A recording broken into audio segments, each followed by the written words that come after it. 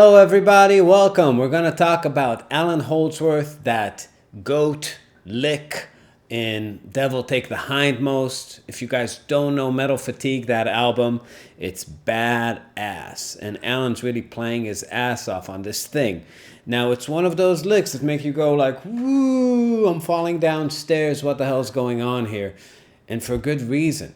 So I'm going to just break it up into chunks for you and teach it to you real quick. The whole thing is on a G minor vamp, which is really great because a lot of time Allan plays on a ton of changes and it's complicated to see his thinking, but here it's just G Dorian. So let's break down this lick into a couple of chunks. Now, the first thing I want you to understand before we even approach this is that there's a thing in music called either melodic cells or constant structure. And the idea is simple. If I come up with an interval pattern or a shape, and I just repeat it in time and start it from different areas of the musical staff, it creates its own chromatic symmetry. So if I just take, let's say, 3 chromatic notes, I'm going to just pretend I'm in G minor and take an E, a D sharp, and a D. And I'm just going to treat that as a unit, and wherever I start, I'm going to play that unit. And I'm going to do it in time. It's going to sound like this.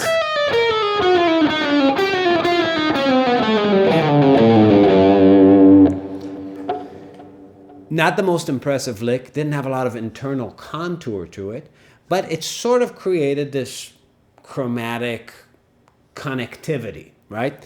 Allan's playing has a ton of that in it. You'll see with the second and third chunk, it's just the same idea, same cell, repeated twice in a displaced way. And the way he's displacing them out, I don't want to call it random because I don't know what he was thinking, but it's pretty out there.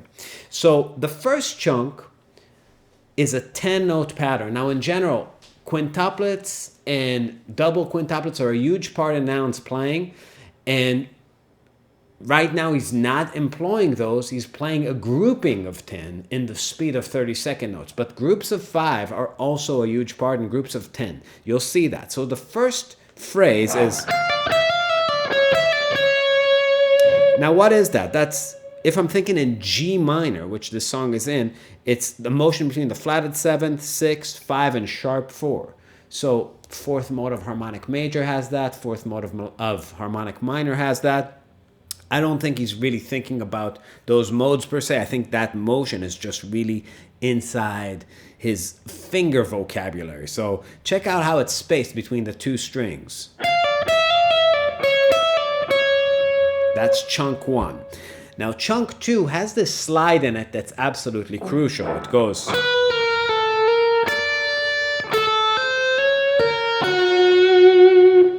That's an interesting 10-note phrase.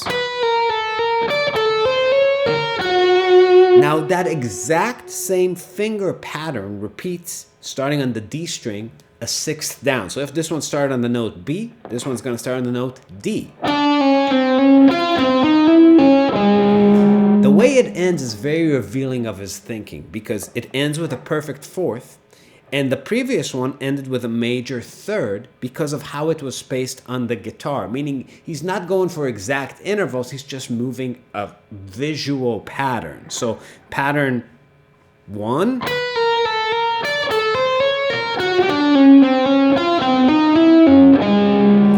Now he's going to restart this pattern with that slide hammer-on thing on the E note. So now he's moving it not a major 6th away, but a flatted 7th. He's not thinking about these intervals. It's just whatever's on the 12th fret. He's just moving it visually. Now after he's done with that idea, he moves on to the next idea. The next idea has a different cell. Now that cell is a 5-note cell, and it goes like this. You can think about that as maybe chromatic enclosures or something, or not think about, or just think about it as a unit, as itself. To me, that's kind of like in G minor, it's the 1 to the flatted 3rd of G minor. And he's doing this little pattern in it. Then he takes the pattern, moves it a tritone away. And now he's going to move it a flatted 7th away, but to get there, he's just going to pass through one note on the G string, this 12th fret.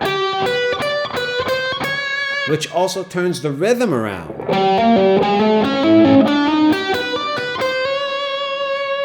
And then to end this crazy lick, he kind of starts that same cell, the first two notes of it in F right here.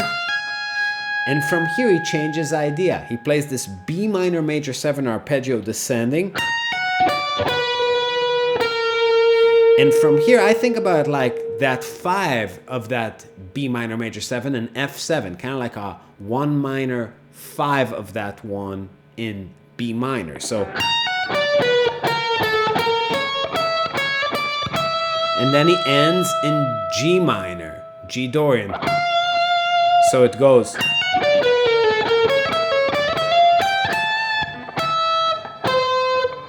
Which is just G Dorian.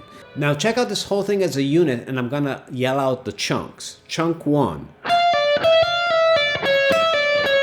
Chunk 2.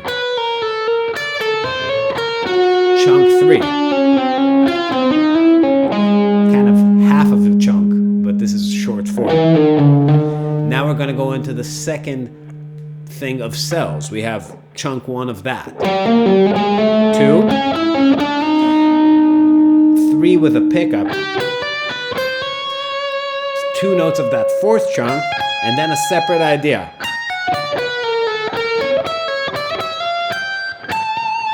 Now if you want to steal something from Allan, let's just take a look at that very last idea. He has G minor that he's playing over, and he wants to play this B minor major 7 arpeggio, going to an F sharp 7, resolving to G minor. So it's really the 5 chord that's a half step down from where you're going. And it's one chord that it would like to resolve to. So if I'm playing like blues,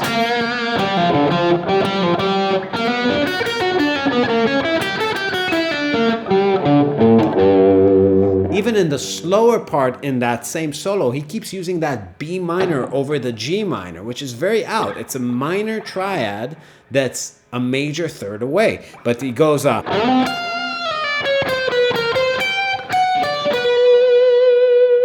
See how out that sounds?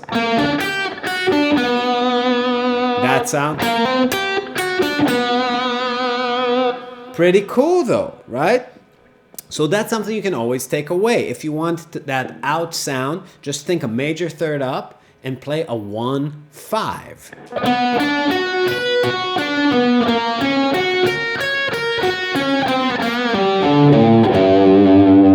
Right?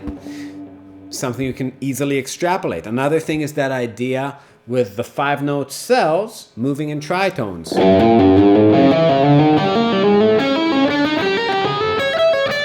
Right?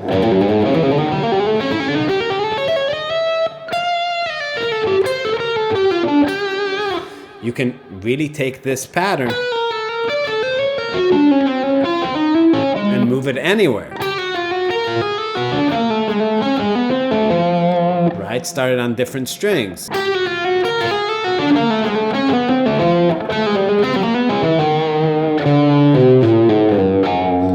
I would spend some time teaching myself some of those motions and not so much be worried about where they are harmonically or what specific interval they start on, but just sort of listen to them as independent melodic entities that are supposed to make you feel like you're tumbling downstairs. All right, thank you everybody for watching.